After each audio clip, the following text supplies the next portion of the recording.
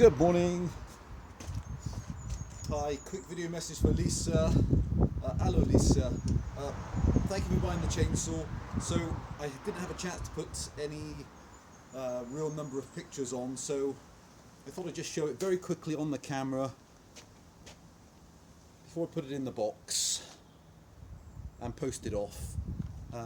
She's completely untouched as she came to me, so also I didn't realise until I'd read up that Belgium don't have their own national language, so I read that the three popular languages there are Dutch, German and French. So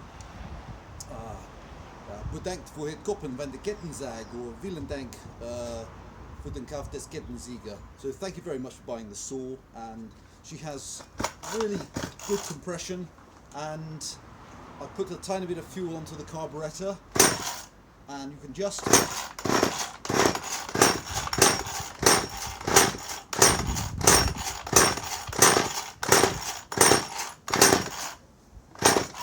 hear her firing, just slightly.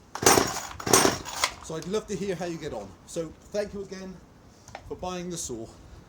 Auf Wiedersehen. Bye bye.